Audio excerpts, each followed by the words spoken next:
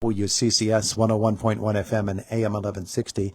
That guy over there is Mark Hilliard. He's the president of the Indiana County Chamber of Commerce, and our conversation is brought to you by Marcus and Mack, a law firm representing injured people. This is a big day for you, isn't it? Very big day, yeah. One of our biggest days of the year. Yeah. Excited.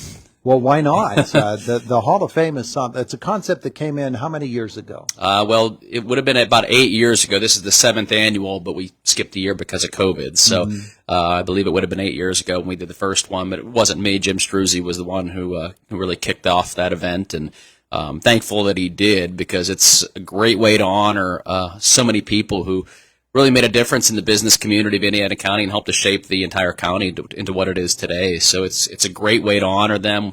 We have a fun time. You know, it's a nice event, but we're really looking forward to this class this year. I think we got a really good class. Not that they all haven't been great, but this is a very good class of inductees, and we're really excited to honor them tonight. I think one of the big things about it is it's been the event itself, the Business Hall of Fame event, has been embraced by the entire business community in Indiana County right from the start. But it also gives people an idea of the history of the business community here in Indiana County and how strong it has been. Yeah. And some of these great leaders that we've had.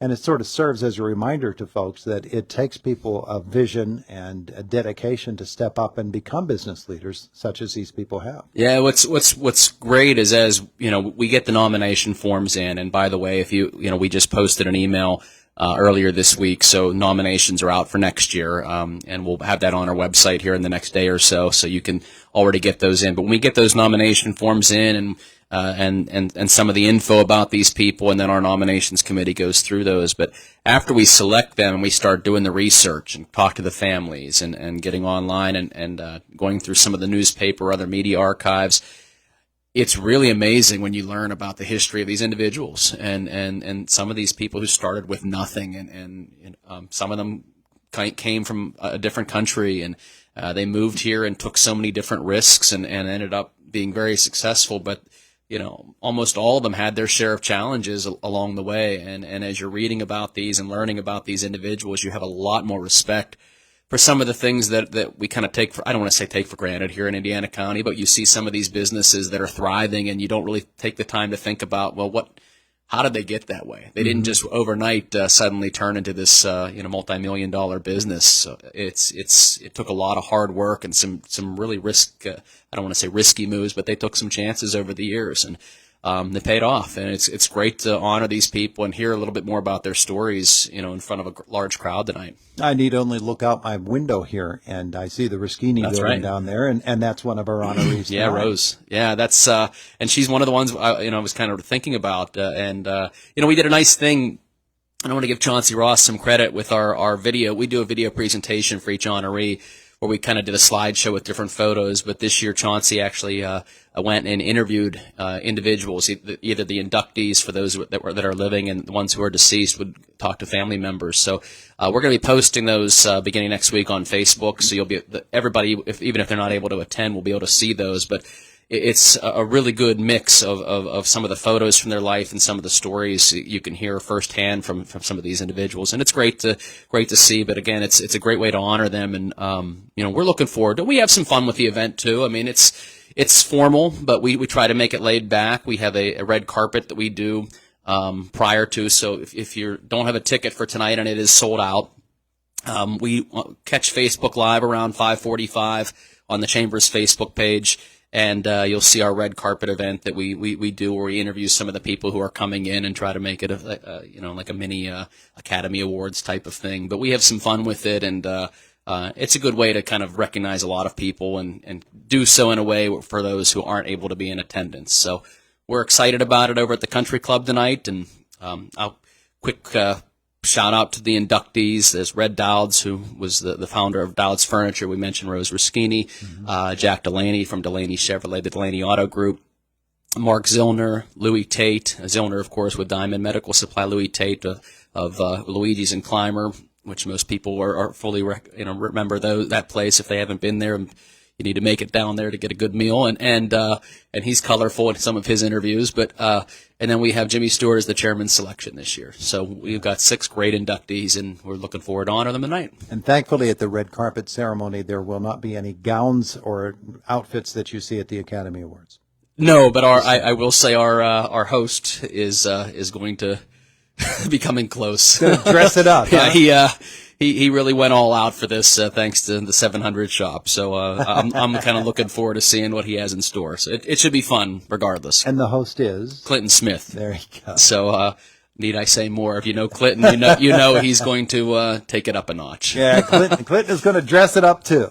Yeah, so he's if anything, tune in just to see what he's going to be wearing. There you go. There you go. So it'll be great. What else is going on with the Chamber of Commerce? It's a busy time of year. It's always a busy time of year, but in this particular summer when the business climate is such that it is there are challenges, but there are also opportunities.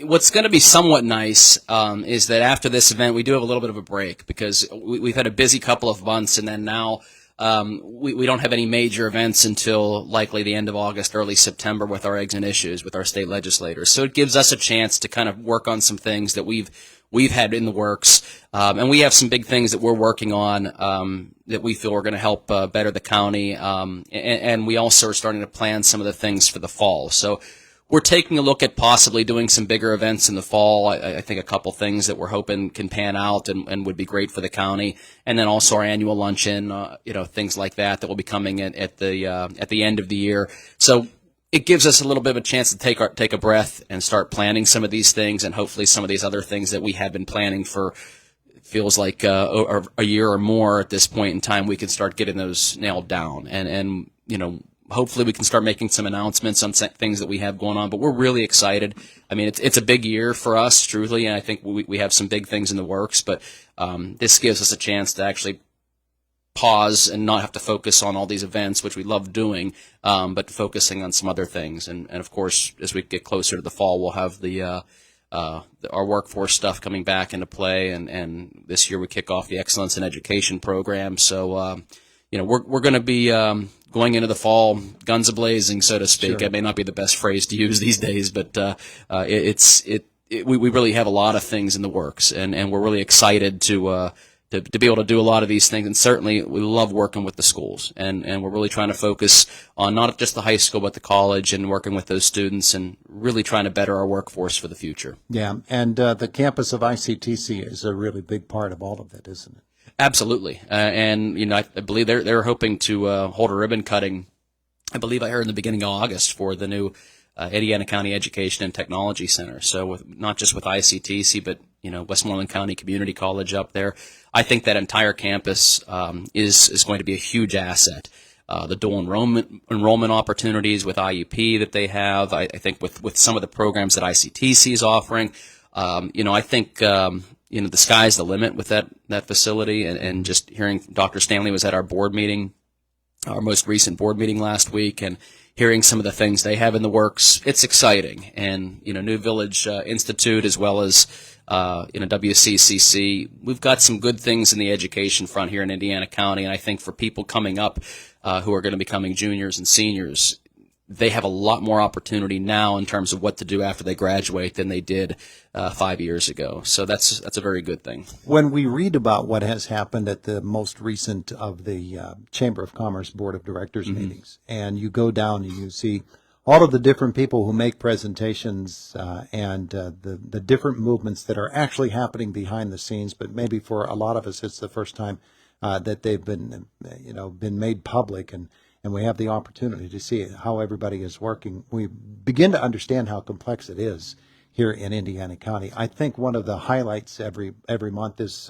reading what the Indiana County Office of Planning and Development is doing, because there's always something interesting that they are talking about and bringing to Indiana County. And with Byron Stauffer, he's only reporting on a very small portion of what he has in the works. So, I'm fortunate enough that I get to hear a little bit more about that in working with Byron with some other things, but there's a lot of things that are moving forward, and we're really closer to A lot of things we're still kind of in negotiations with, and I say we, but he does most of those negotiations. But he has said it, I believe, in our last board meeting, but there are a lot of exciting things kind of in the pipeline, and there's a lot more interest in the county than we've seen in a while.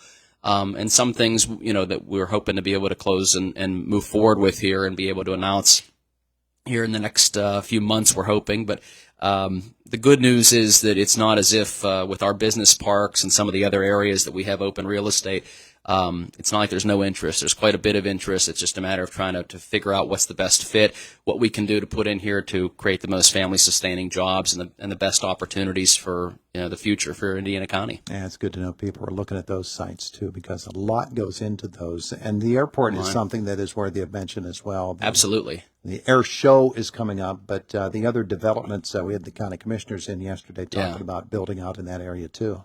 Yeah, they're looking to expand the hangars, and grow in that area, and they added the one restaurant. I know there's possible expansion there as well, and also with the looking to add a playground, really make it kind of a family destination for people. But I think that it's just so many things that they have in the works and how they're looking to expand it. I mean, not the level of expansion like a Latrobe at this point yet, but certainly we're taking good steps to grow that, and I think that's becoming more of an asset than it ever has been here in the county.